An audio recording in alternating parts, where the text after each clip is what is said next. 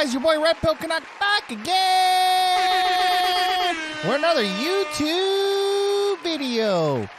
Shout out to the Canuck Squad for being involved and being active on this YouTube channel. And of course, today's episode, as always, is sponsored by good old RedpillCanuck.com, our daily pill, where we get all our good old news articles, podcasts, and all that fun stuff. Why did my applause start? Let's keep it going. And of course, you're listening to an alternative platform. Shout out to everybody on good old Spotify and Apple Podcasts. Welcome, welcome, welcome. Shout out to you. Hit the follow button on the way in if you haven't already. If you're on YouTube, hit the like button. Hit the like button already. Likes are free. And subscribe if you love this content. If you're on good old YouTube. And of course, let's keep the applause going. I gotta get a longer applause soundbite. And shout out to our newest sponsor, Black Rabbit Web Solutions, for affordable web hosting and unlimited domain all in one place. Check out Black Rabbit Web Solutions at www.blackrabbithosting.com. Shout out to everybody. Happy Monday. Happy Money Monday. Of course, today is Money Monday, where we concentrate on our money and not on tail. I gotta get a soundbite for that too. Anyway, we all know this was gonna happen. I am not surprised. I'm not surprised at all. But y'all smell a bailout? I smell a bailout. Yep. Well, they're not calling it a bailout per se. Apparently the feds, shout out to the U.S., lent $300 billion would it be in emergency funds to banks in the past week. Now, if we re-listen to good old Mr. Biden's speech, he said SVB would not get bailed out. Is he really telling the truth? Well, maybe he is. To be fair, maybe he is. But this doesn't sound like it. We got a video here, good old video. By the way, shout out to CTV News. We're going to do our fair use because we haven't done our fair use in a while. Why is my fair use not working? There we go. Expert to copyrighted material may under circumstances be quoted verbatim for the purpose of teaching, reporting, criticism, and research without the need or permission or payment to the copyright holder. Shout out to fair use. Now, and shout out to CTV News again. We got a video here. We're going to roll the film first. Now, let's see how this is actually going to work. Give me a second now. There's probably going to be an ad with my luck. Of course, there's an ad. Shout out to the ads. Shout out to WestJet. Not sponsored, but would like to be sponsored. Because unlike Air Canada, you guys at least go places. Yep, I said it. It needed to be said. And of course, oh, we got another ad, seriously? Shout out to Volkswagen, which apparently is not German engineering anymore because it's made in Mexico. Yeah, it is. Do your research. It is. Hold on, my dear. Okay, okay, here we go. Cue this up and let's go. The collapse of Silicon Valley Bank in the U.S. happened quickly. Concern around the bank's stability spread fast on social media, and customers rushed to pull money out. More than $40 billion in just one day. So what can we learn about $40 billion? Good Lord. Good Lord. Now, I always refer to this clip, and I think it's just the perfect clip. And of course, we all know the famous clip, It's a Wonderful Life, when they had the bank run. Now, with this bank run, just imagine it with Porsches and good old Teslas. Yeah. Yeah, I don't want that, but yeah. Anyway, continuing. This modern run on the bank. Let's bring in Jim Anderson, social media lead at Glasswing. He looks very serious, doesn't he? I'm just joking. Jim, thanks so much for joining us. Good to be here. So, Jim, wow, he popped up pretty quick. How much of a role do you think social media really played in the speed of this bank run? Yeah, Jacqueline, I think first and foremost, we need to remember this is a banking story, right? The management and executives of Silicon Valley Bank took some significant interest rate risks. They didn't hedge that, and they basically precipitated a crisis really in the entire banking sector. Now, when he's talking about management, he's not talking about bank managers. Let's separate this here. What we're talking about management is the individuals who actually manage the actual bank itself. Not banking managers who sit there and say, do this, do this, do this, do this. So we're talking about managers who actually make decisions on the day-to-day. Anyway, continuing. Social media was an accelerant, but think about it. Whatever panic was set off by social media or accelerated by social media was pretty justified. I had money in the bank, in Silicon Valley Bank. They were our banker. So, it would have been irresponsible to not react once you realize the kinds of bets they took. And so it's, in my mind, the focus on social media is a little bit of a misplaced focus. I think the panic. Okay, now did you get your money back? I wonder if he's going to reveal that, because you know what? The funny thing is I've done some research before this video, and I haven't heard anybody getting their deposit back. Well, what's going on with that? Now, apparently they were supposed to have access to their deposits. I haven't seen anybody post it on social media that they actually got their money back.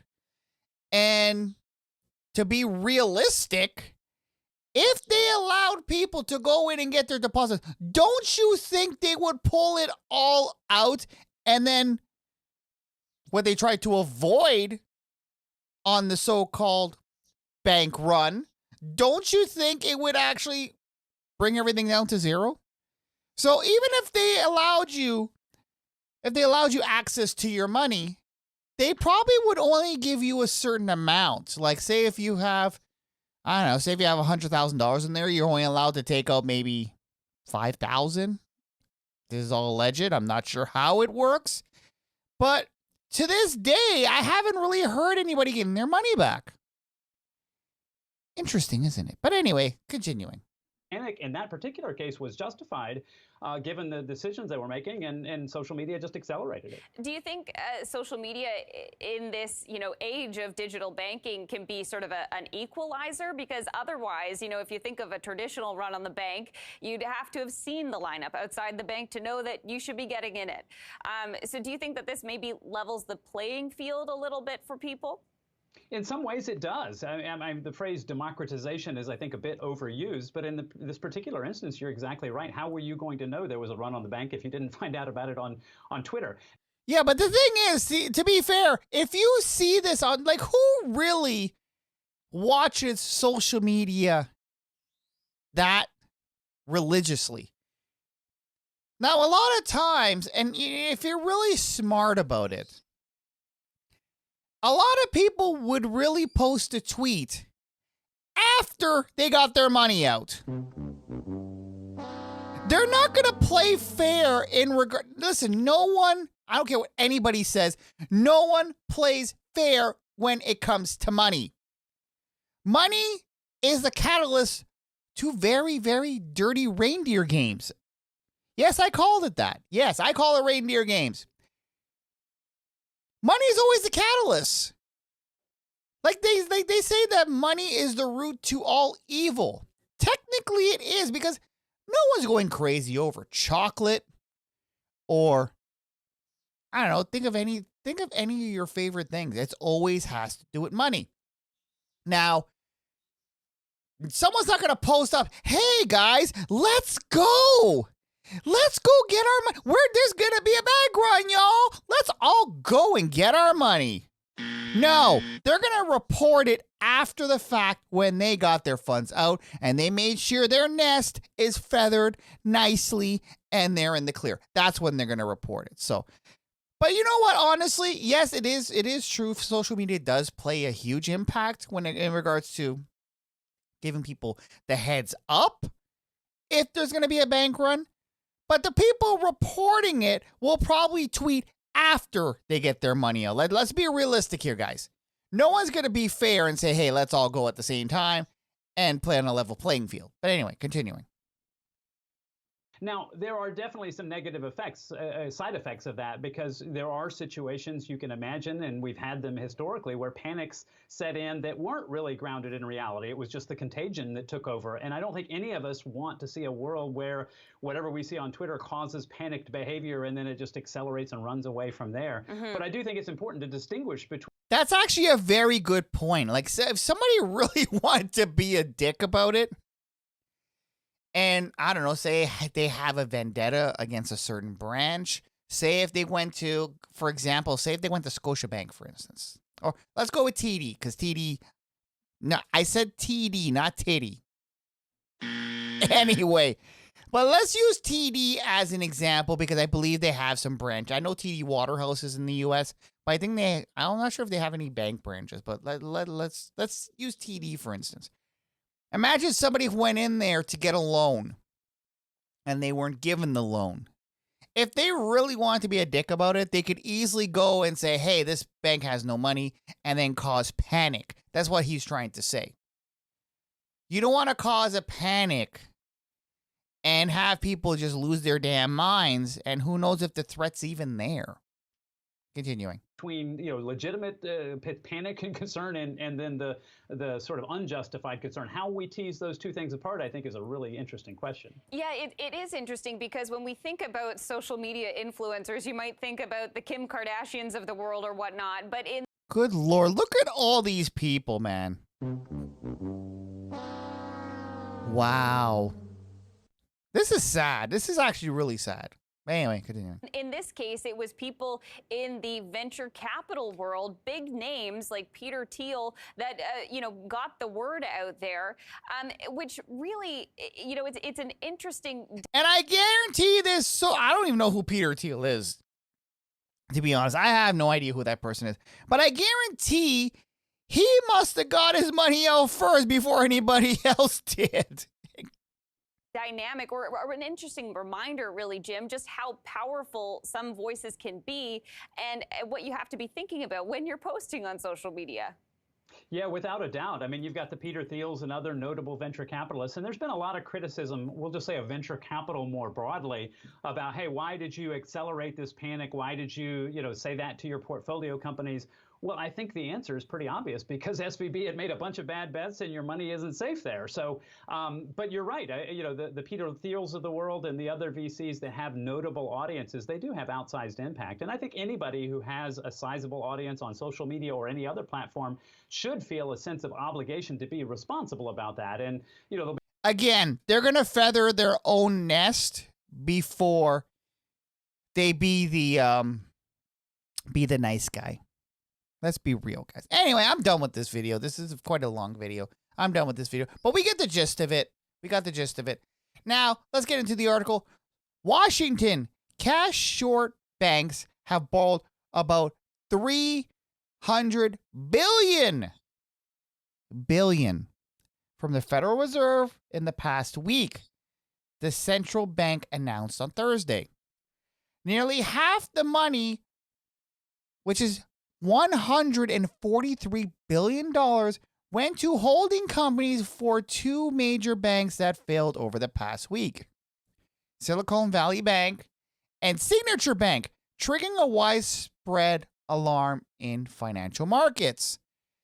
The Fed did not identify the banks that received the other half of the funding or say how many of them do so. Now, of course, they're not going to do that, because that's going to cause a panic. People are going to start pulling their money out. But I found it very interesting how it says here. Silicon Valley Bank. Now, based on Mr. Biden in his speech, who basically wants to fire everybody except the CEO, who really probably caused the problem, and the person in charge of risk management, and we have questions about her as well. Like, why was all this money going? Like, You have one job, risk management. And you couldn't see this a mile away, but anyway, it's neither here or there. But the point is, we heard there was not going to be a bailout. Does this smell like a bailout? Yep, this definitely smells like a bailout. Anyway, continuing. The holding companies for the two failed banks were set up by the Federal Deposit Insurance Corporation, which has taken both banks. Now, there's actually a third bank, and I'm surprised they did not mention this bank here. Now, the third bank was actually the Swede Bank, Bank of Swede. Now, that actually has been taken over actually this morning by UBS, which is actually their biggest competitor. And they literally swooped them and said, yep, we're going to take it. Yeah, we are going to take that bank. Now, they didn't go through the assets. They didn't go through what the heck is going on. They didn't really care. They said, yeah, we're just going to take it. Kind of makes you wonder why. Why would you take such a gamble? But then again, the thing about Swedish individuals, especially in the banking system or any sort of finance, they technically know what they're doing with their money. Just think of the term Swedish bank account. Very secure. So maybe they knew what they were doing. But then again, you never know what's really going on behind the scenes. Yes, I'm playing the soundbite a lot because it needs to be played. Now, who knows if they really knew what is going on? They're just not revealing it to the public. But as of this morning, UBS, and let me see if I can actually pull it up here. I'm going to see if I can pull it up. So UBS, SVB.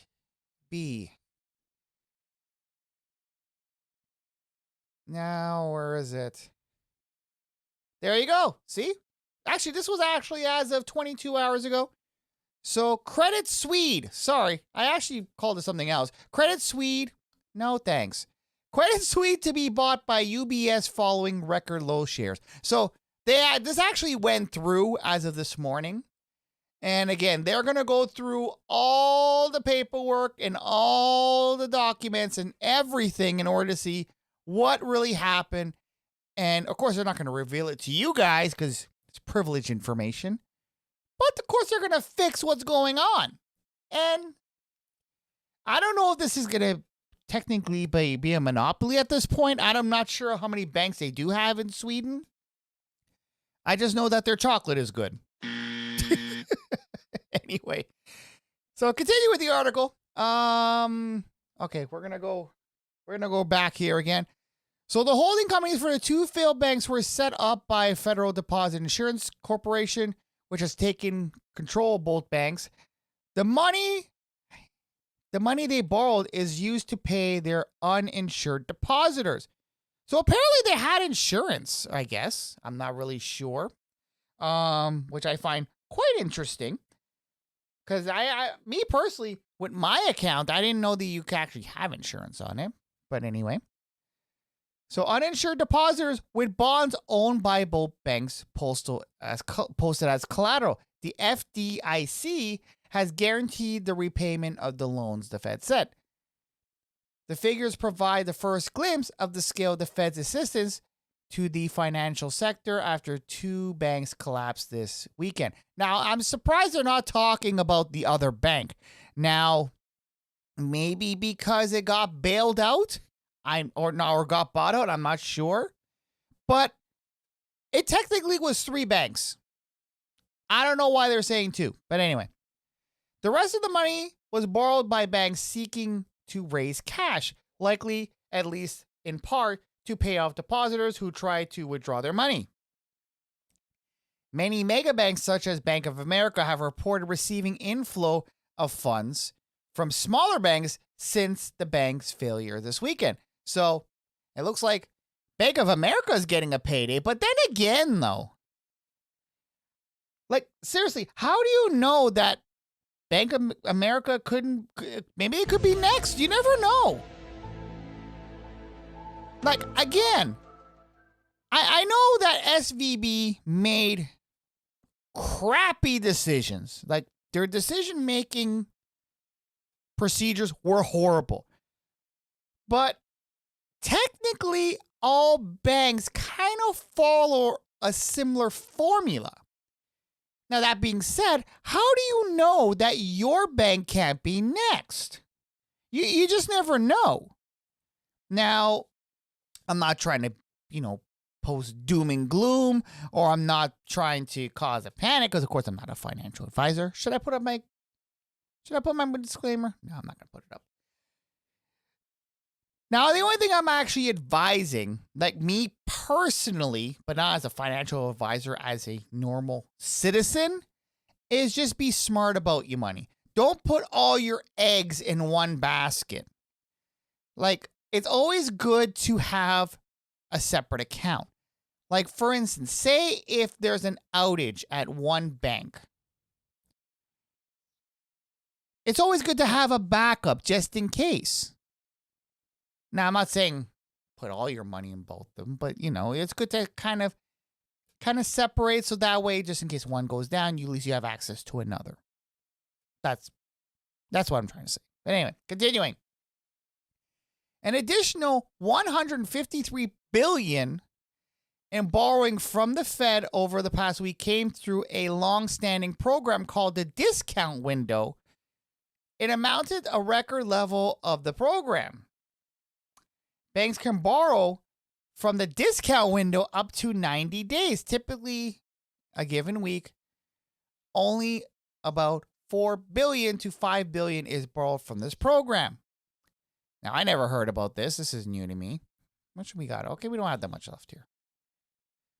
The feds have lent an additional $11.9 billion to the new lending facility it announced on Sunday. So, again, does this not sound like a bailout? President Biden said this bank would not get bailed out. Its investors would not get their money. Managers should be fired. Now, I don't think that's right. Honestly, I do not think that's right at all, because the managers, I don't think they should be held accountable. To a point, yeah, they should, but to lose their jobs now. Investors are the ones that actually make the bank function technically and exist. You take them, you say, hey, you're not getting your money back. You're not going to get your investment back. I'm kind of 50-50 on that. But he literally said, you are not getting bailed out. And guess what? They're getting bailed out. Yep, they're getting bailed out. This smells like a bailout. Anyway. Where's my spot? There we go. So Michael F., an economist from JP Morgan, says in a research note that the federal assistance so far, about half of what is during a financial crisis of 15 years ago. But it is a big number. Of course it is. The glass half empty view is what? The glass half empty view that banks need a lot of money. The glass half full takes the system. Oh, good Lord. The past week, emergency lending from the Fed seeks to address the lending cause of the collapse of the two banks. Again, they're talking about two banks. Why are they not talking about the Swedes bank?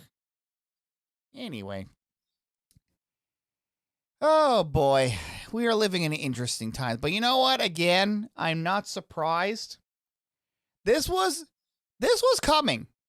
I seen this coming, and I think I did mention in one of my videos last year. It was only going to be a matter of time. But anyway. Over the past year, as the Fed steadily raised the benchmark interest rate yields on long-term treasury bonds and yada, yada, yada, that in turn reduced the value of the lowering lending treasury of the banks held. As a result, the banks couldn't raise enough cash from the sale of their treasuries to pay many depositors who were trying to withdraw their money from the banks. And of course, it amounted to a classic good old bank run. Good old bank run. The Fed's lending program, particularly the new facility it unveiled Sunday, enable financial institutions to post bonds as collateral and to borrow against them rather than having to sell them.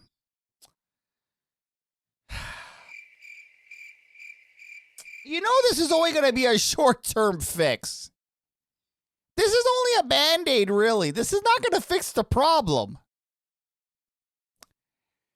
Banks sometimes provide the Fed's collateral before borrowing. That suggests an additional lending. It's underway. What do you guys think about this, honestly? Honestly, what do you guys think about this? I don't want to be one of those people, but all I'm hearing is this. That's all I'm hearing, honestly. That is all I'm hearing. I think it's just a Band-Aid. I think it's a Band-Aid. And RPC's prediction. I honestly think there's going to be another bank run. I honestly think it's coming. I think it's coming. They're going to try to avoid it. They're probably going to try to print money again. Or they may bring in CBDC. You never know. I smell something. And it's not good. I don't know. But then again, I could be wrong. I hope in Chief's name, I hope I am wrong. Really. I do hope I'm wrong. I'm hoping it doesn't get to the level it did in 2008 when everything went to ish. So, but honestly, what do I think about this? Again, I think this is just a Band-Aid, and I would love to see. I honestly would love to see. You know what? Let me check live. Hold on a second. I'm going to check this. Hold on a second.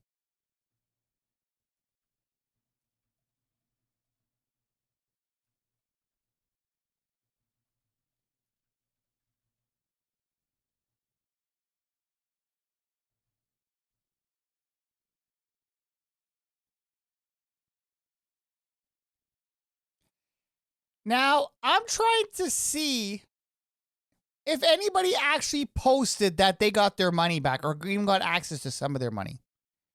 Now, all I'm seeing is they're talking about they're going to get access. I didn't see anybody actually get access. So we're going to check Reddit.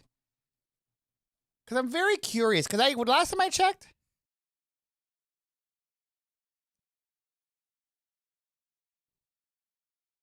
I don't see anybody. Well, okay, let's see. Let's check here.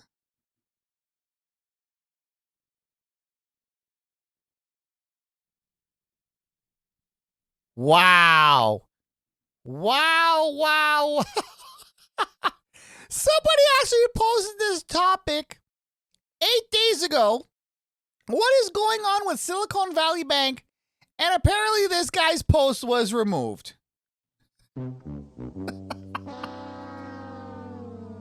So I don't see anybody getting access to their funds. Has anybody... Let me know in the comments below if any of my viewers out there, or you guys know personally anybody who has an account there, has gotten access to their money, because I don't see anybody posting anything. There's nothing here.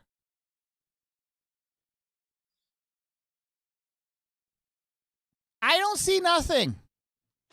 Wow. Now, then again, maybe people have gotten access and they want to keep it secret. That could be the thing. I really don't know, but wow. You would think somebody would have posted something. I got my money, or I got access to something, or I got a percentage of my money. You're seeing nothing. Whew, wow. Ladies and gentlemen, we are definitely living in interesting times.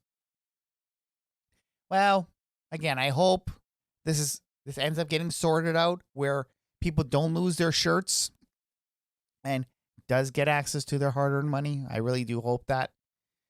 But this is just a lesson for us all, I guess. Don't put all your eggs in one basket. Do not put all your money into one place.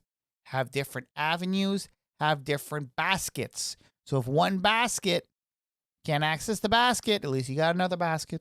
But anyway, that's going to be it for today's episode of Good Old Money Monday.